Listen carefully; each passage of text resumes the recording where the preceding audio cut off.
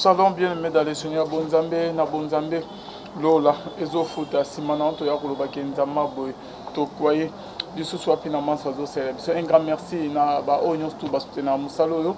Là, je vois notre papa, pasteur et fait amis ici à la bouche autorisée de l'éternel depuis Zurich. Na filo Mukwaya Motema Bivens, de Homo depuis Londres, pe na maman Gisèle Luke, le Motema papa Emmanuel et na Boston. Bonzambe, na Bonzambe.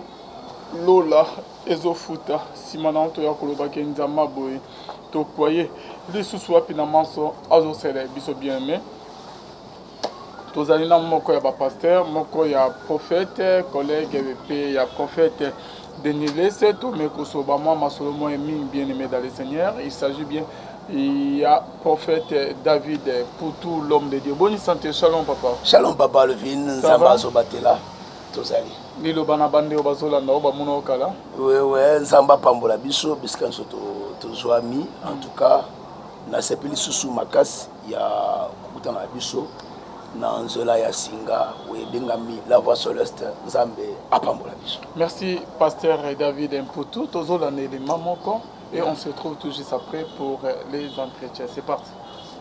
Voilà, Bonzambe na Bonzambe Lola Ezofuta papa Yesu ne mosugisia. Prophétie à Denis Les au monde réaction parce que le autre aussi m'a point mon cas sur ma prophétie tout mon prophétie j'aurais Francis tant à auto beta prophétie tout mon y a Denis Les azo liboso cher azo kangana elongi papa uzana momo $300 ya garantie nzama yebisina pesa mbongo wana sakoli oza na moni ya ba prophétie okangama pe na ba prophète ebele ba sala kombo ba ningisa vraiment mboka na biso RDC mais quand on rebête la biso réalité il y a prophétie qu'est-ce qui se passe est-ce que nzamazo alobara vraiment na prophétie au bout de la bilili on me un peu quoi expliquer biso to so la muke papa Louis, je pense que tout a été dit dans la Bible surtout que dans Matthieu 24 au moins kuna Yesu azo parle sur ma prophète. Ils se lèveront des faux prophètes. Ce n'est pas moi, c'est Christ lui-même. Ils se lèveront des faux prophètes quand après Yeti. Tant où il y a en cherté, et après il y a un monde dans temps où Tozali.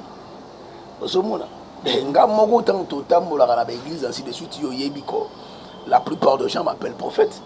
Mais tozonga par là tolobela likambo ya prophétie pena ba prophète et l'homme moko fo ebezali Paul azo parle si ba diversité ya ba don pe diversité ya ministère azo parle sur ba don ya guérison azo parle sur ba don ya miracle ainsi de suite dans prophétie pesali.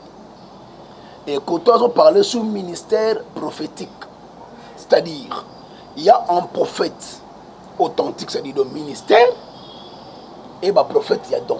Il y a une différence. Le ministère et le don n'est pas une même chose. Ok.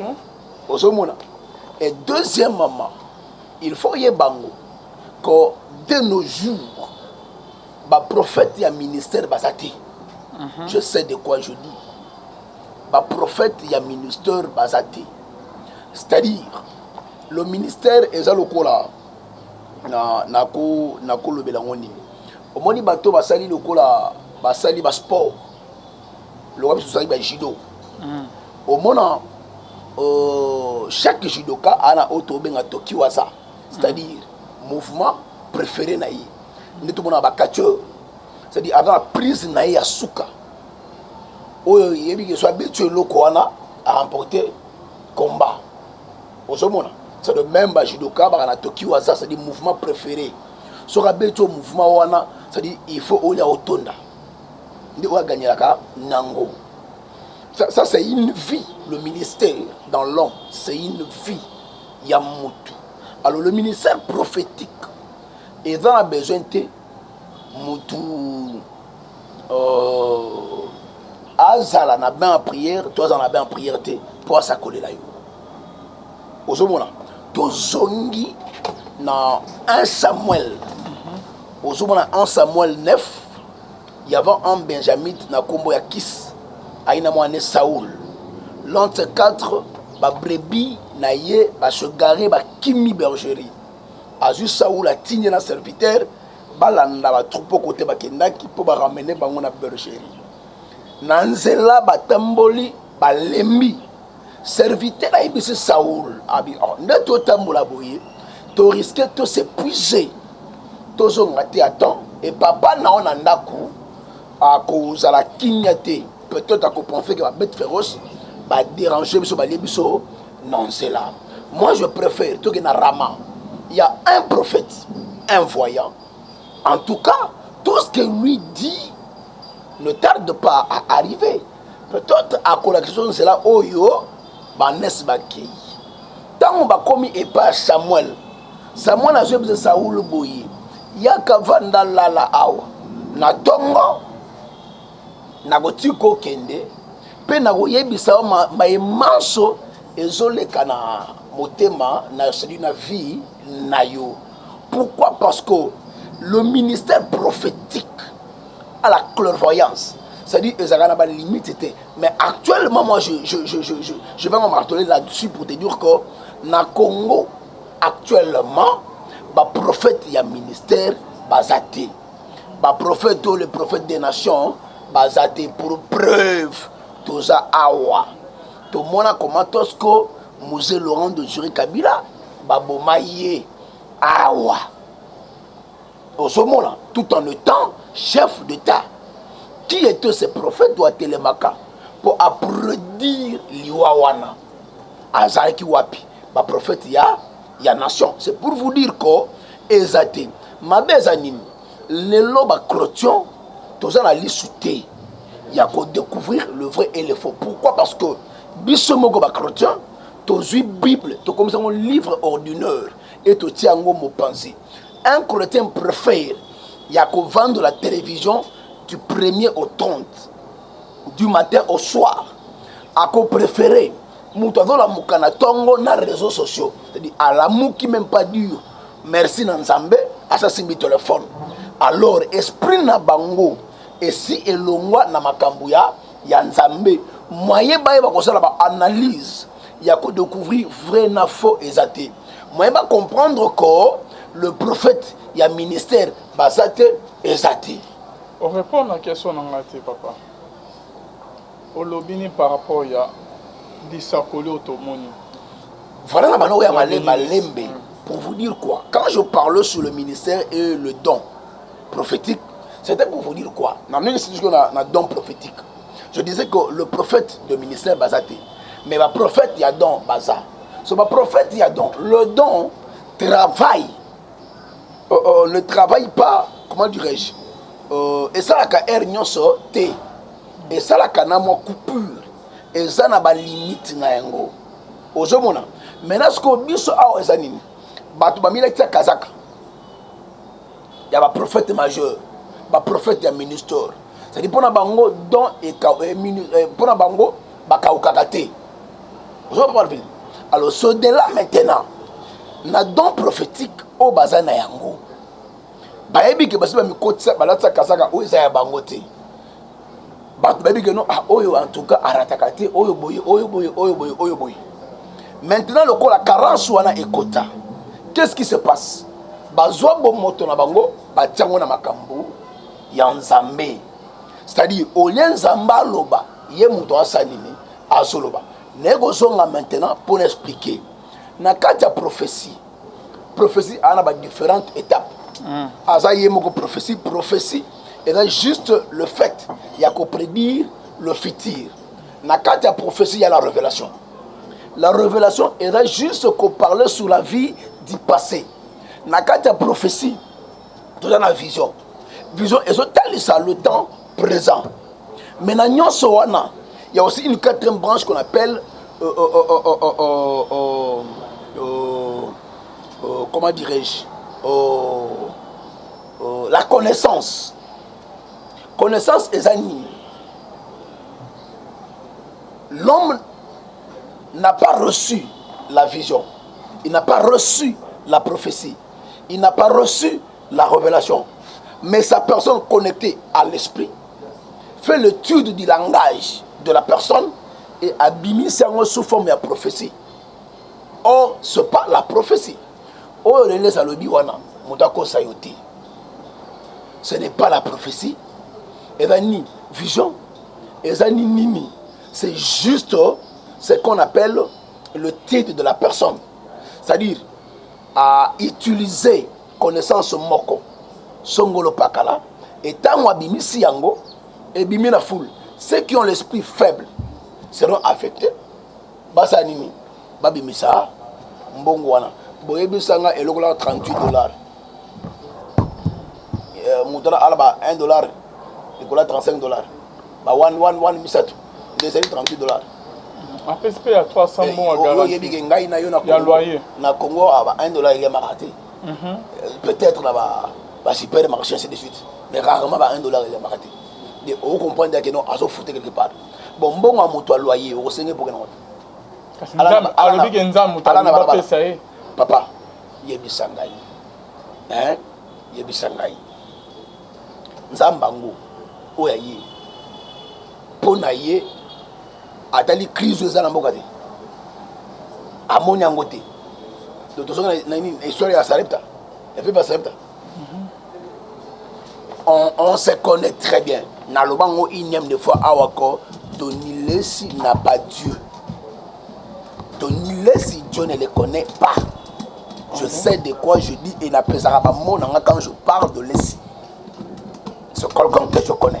Parce que l'homme de Dieu, avec collègue Nao Yebiye, bien sûr, Bozo Salamoko, professeur Denis de Sabeti. Et la prophétie, t'es dans un net Kanaka Abimsambo, on a escroqué Bandini. Nazo rectifier le Gomoko. Tout ça n'est pas mode.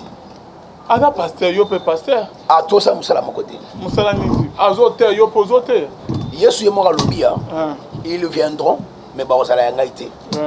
Vous comprenez? C'est-à-dire qu'on se retrouver dans le champ de Dieu. Et l'obité que tout ça va passer l'ensemble. Non.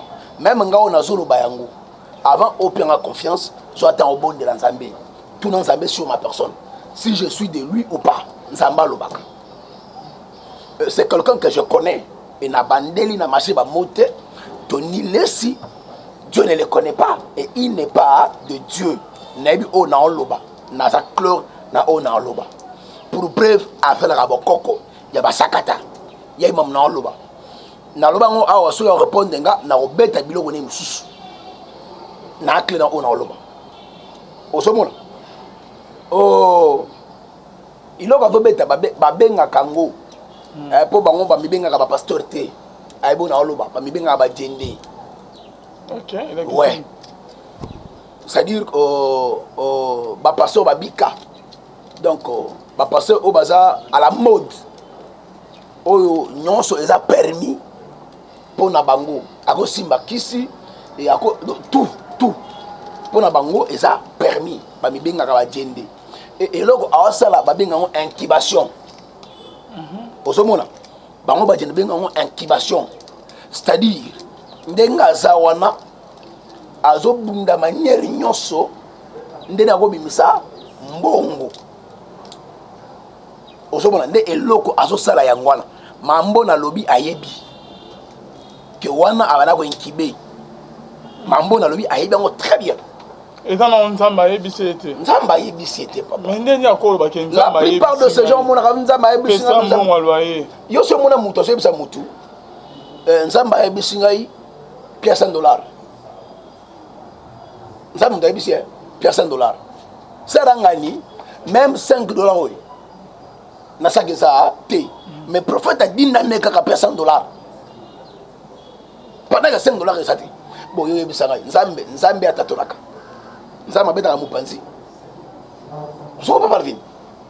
Tous ces gens-là, ce sont des charlatans. Des bateaux vont faire le corps du Christ, église de réveil, l'élo est dans la fragiliser. C'est au travers de la Kouana. Au ce moment-là, il y a un monde que serment quoi, hôtel MP, ainsi de suite, numéro 26, pendant que hôtel MP, chambre 26 et ça la gâté. Il faut préciser, il y a la chambre 26. Dans l'hôtel, il y a des amis na bandal. Côté il y a Inga ceux qui hôtel Moussou Cézawana. Un peu chambre 26 Cézanne. Ok. Il y a beaucoup de qui sont à l'obéléon. Il y a qui sont à l'obéléon. Tous à la batte. Tous à la batte. Le but de la prophétie, c'est pour l'édification de l'église. Ok. C'est ça le rôle de la prophétie dans quatre églises. C'est pour l'édification de l'église. Il y a du sang à papa le film. Message Joana, ils ont édifié Nani.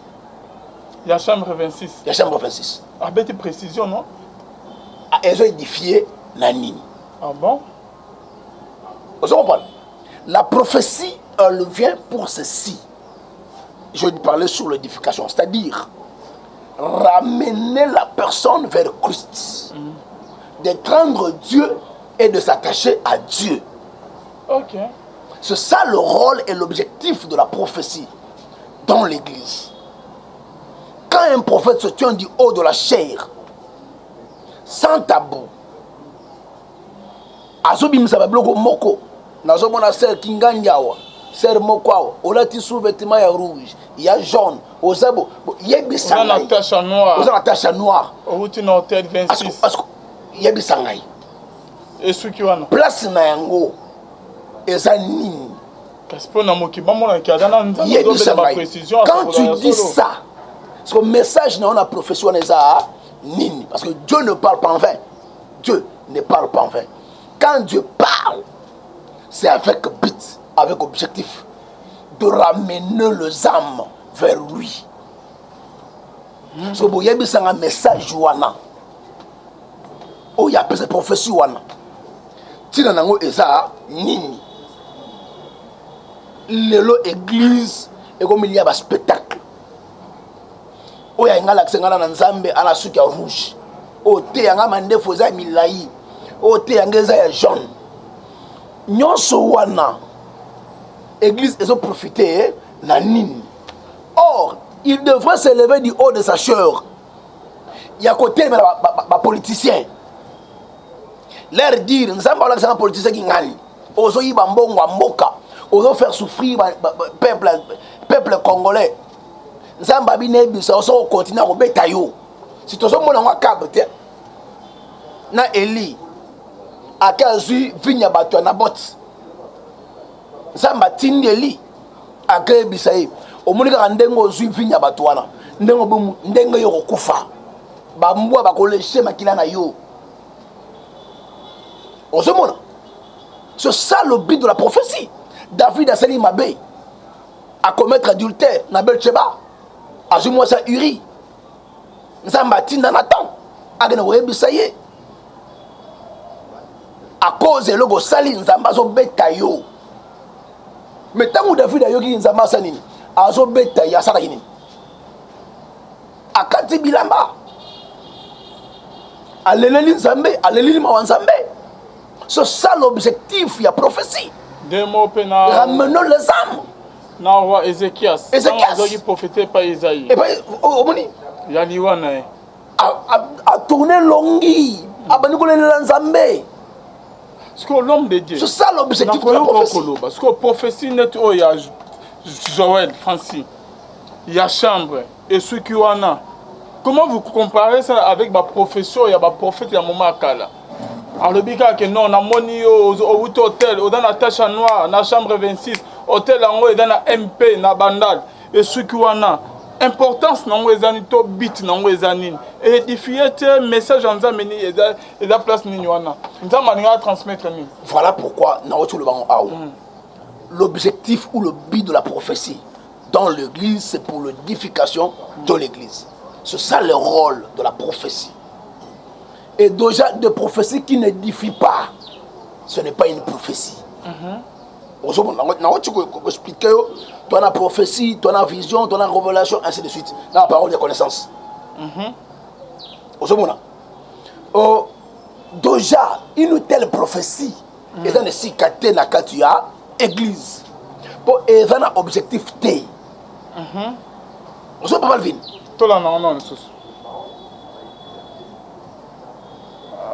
Connexion mon boulot. Faites attention. Il y a une soeur qui est à l'hôtel aujourd'hui. Et ça n'a pas commencé à azalaki na ndako ya ekobo lelo. Il y a quelqu'un ici Ezala mutu qui mo est dans l'hôtel. azalaki na ndako ekobo. Et l'hôtel c'est à Bandal. Penda mo ekobo C'est ezala l'hôtel Bandal. MP à Eza Bandal. MP na Bandal. Chambre 26. Chambre 26.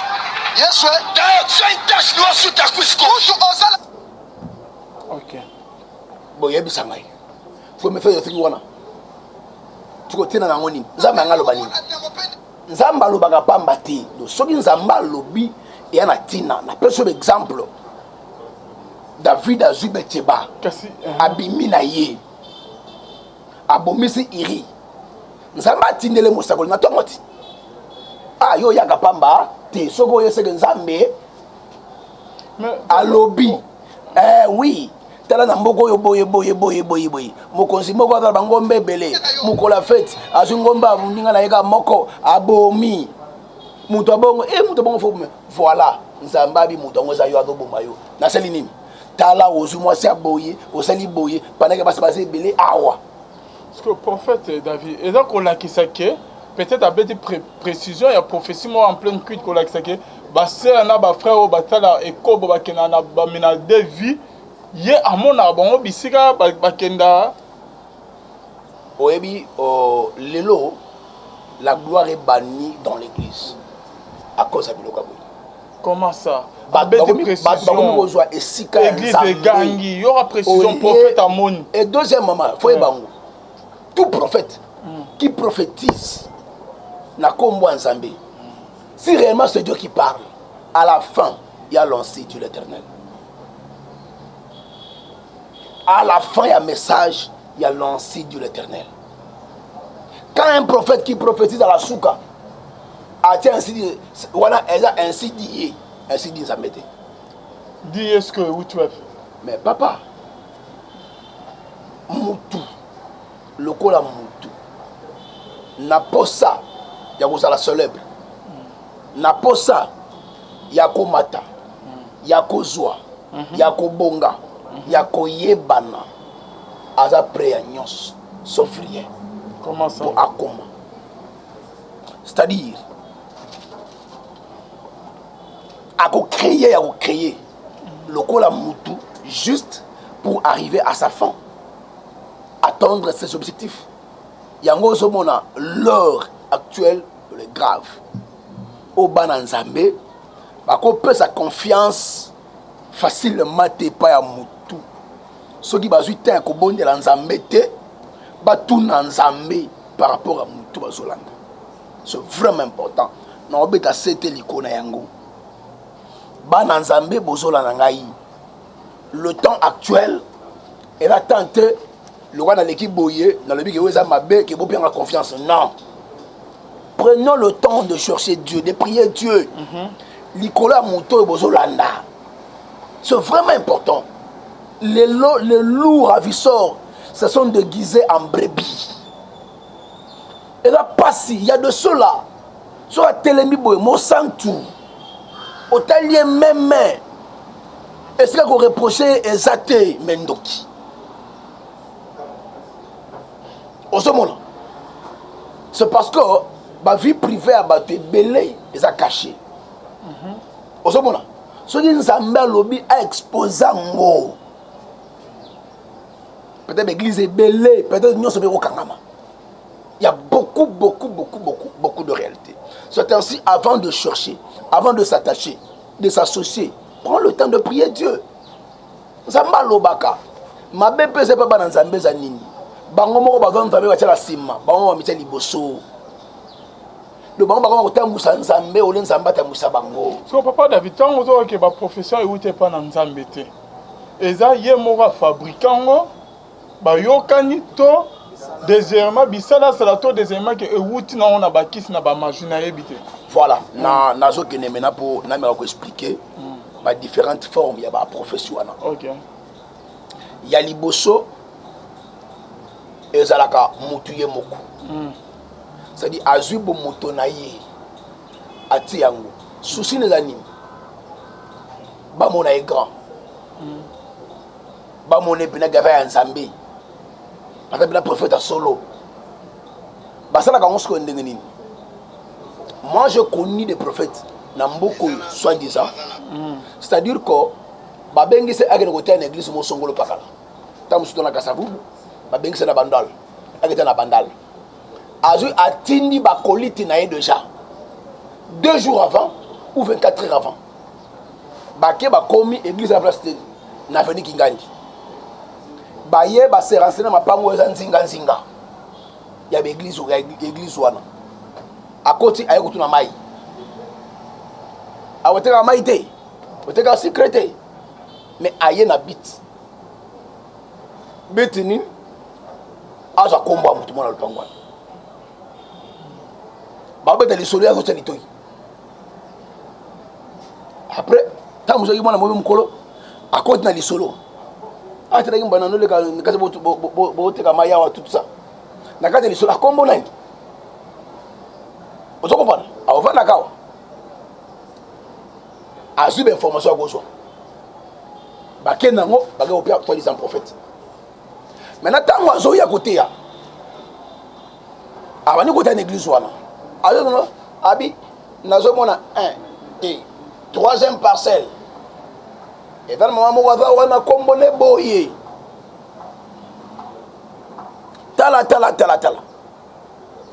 bato église prophète za côté c'est ka ça ya nzambe or lokuta atina ki bato bazo d'information yami bali il y a deux prophètes aye une église côté une église à Moninga oninga bengie déjà ye moko asatekele ba bengo CD atekele CD ya bandimi on pa Max Ndenga za wana boye asala ka émission boye azana ofelina boye aza boye aza ozobona mais tango ya koleka abandi ate papa telema nzamba zola kisanga boye lokuta pasteur mko l'église dem de telle information ozo comprendre to longo est-ce que so ba longo na ba étape wana ba kota so ba kota na magie ba na fétichisme d'être la plupart na zo marché ba moté na monde ya prophétie na Congo sur 100% 70% basala bokoko na ebe na oloba basala ka bokoko nano mona te di ngwa solo bageno na Congo musala nzamba ngati ndego oya koto David Tabikibala osomona ndimi pasteur bandi maka bango te bandi maka biso te tout ça pourquoi parce que biso moko tokena ko mitiki pa bango ko so bakisi pa bango parce que muto bon arondi magenzamba sala kandenge nini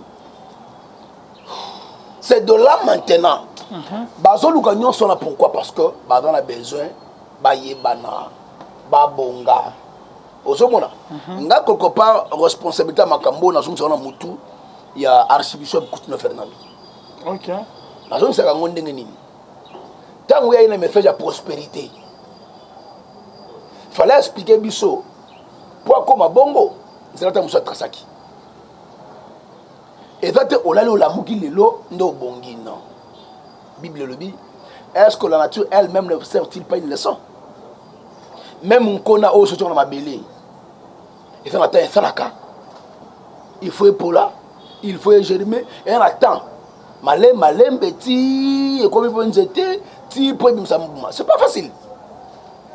Merci beaucoup pasteur David tozo la na pe asuka ezana ndeko mo azana kati ya salo ana mbongo moko ya programmé $300 pour le lomo boy zama bipesa nyoso yana moko azana $150 yana moko azana $160 yana moko azana $250 yana moko azana $38 yana moko azana mbongo alwaye bino nyonso bo pesa bino nyonso bo pesa ngo nzamba alobi na comment nzamba alobi prophète Denis alobi pesa ngo nyonso tout kotika na eloko te ezani na ba église ebele tozomona ngo papa bon déjà na sina loba de makambu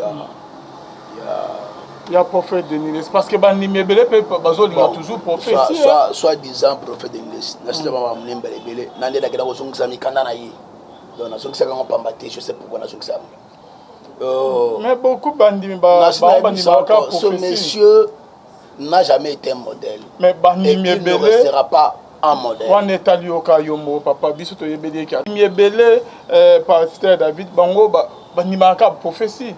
Ceux qui ont écouté un prophète, moi, Sarkozy, surtout précision ici la banque. Alors, il y a des professions sources non les années. Oh, yango na bagi ne bandela na bi, faute musuze pa bandi. Bazwi nzambe bati na sima. Bango ba mitambusa, bango mo mitambusa nzambe. Ozomona, bango moko ba mo linga mitambusa nzambe. Papa Alvin, kende na bazamba. Autre kende na badara, au intendant so mangenge, kende mo na aventure za.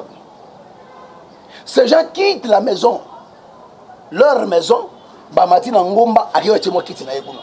Kasa wasambela. Do afandika bosoka mundinga zo ya. Atelika forma mundima na wala timwa bien a moi que tu es ya mwambongo. Mutoyo aspect na ye abimile mbala moko. Papa, maman, ça va d'autres lisanga. Tout ça va montage. Et tellement ba appel esprit à piton na kat na ba. Ils vont te dire certaines choses qui sont vraies de ta vie. Mais au finish bo kene wa bosuka na iwa wapi. Au finish sur son gambongo. C'est la sacrifice. C'est la sacrifice. Zamba sengi, yango ekomaka zamba sengi kaka. Moi je connais un jeune frère, ana ngubule qui parle musika. Avant la bandala na petit pont wana. Avant ko petit pont ya kokene kota bumbu. Na station basel sikana ya molar. So i molar soki ces frères là baso benga ye même avec mukuna benga jeune millionnaire. Mais je te dis que ce cahier pas non anda quoi biso bimisa ko bimisa. Comment ça? Ce cahier pas non anda ko. Ay biso bimisa o ko bimisa. Olingo lingate o ko bimisa o regretter après ECKI.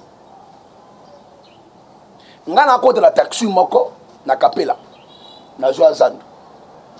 To koti biso nyoso na kati ya mutuka. Pasteur akoti po ateya na kati ya mutuka.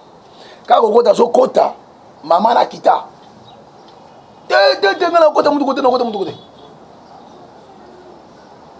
Nde receveur ayo boya pasteur akota. So pasteur ko ngana kota te.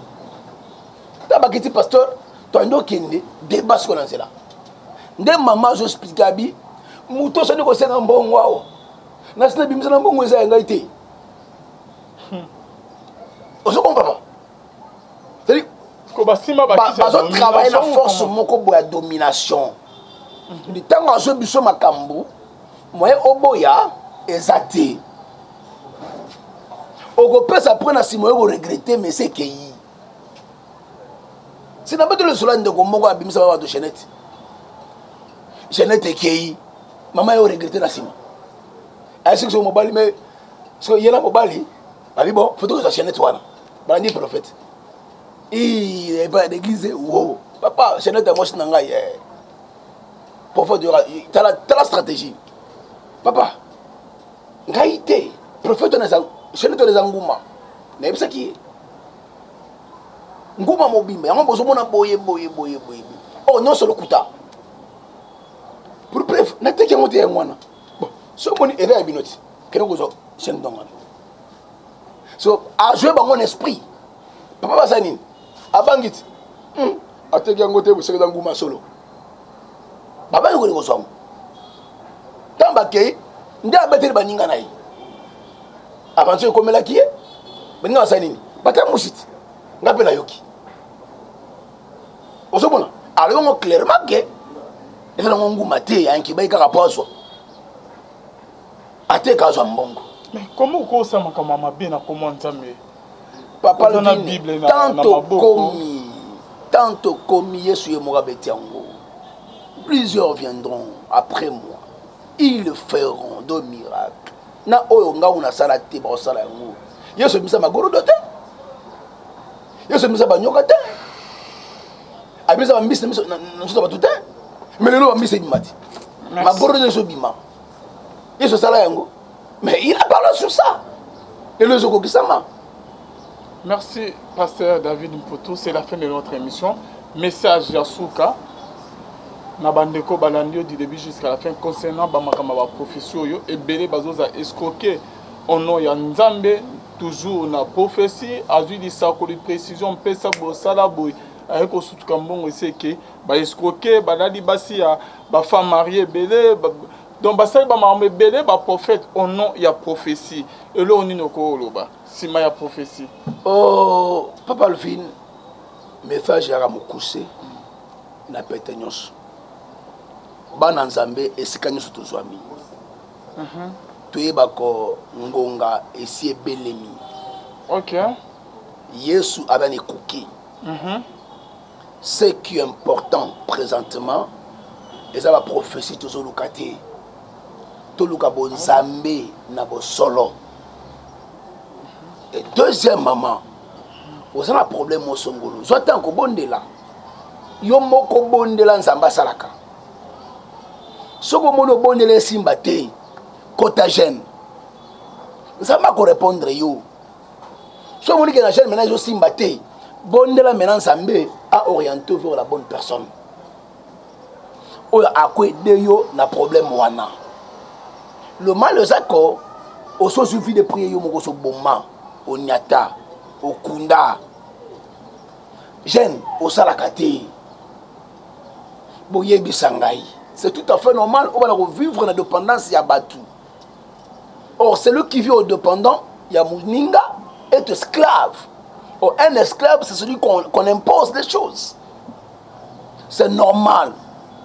Pesa boyi, sala boyi, baluka boyi, ti ba kotongolo ngolo musuni batongola mususu. Jésus revient bientôt. Toluka Nzambe na motema mobimba. Toluka Nzambe pona bozuite, toluka Nzambe pona libala te, toluka Nzambe pona voyage te, toluka Nzambe pona mbongo te, pona mabota te. Toluka Nzambe parce que après loi, puis monsieur continuer. Nzambe apambola biso. Votre numéro de contact papa? Plus 243 82 411 32 46. Nzambe apambola biso, merci. Merci beaucoup d'être venu. Bonzambe na bonzambe Yesunde Mosuki ici. Un grand merci na Arnaud Kamande Azaïsi ma caméra. Bonzambe na bonzambe Lola Ezofuta Simana to ya Nzamba boy. To croyez ce soir qu'on se retrouve à la prochaine. Bye.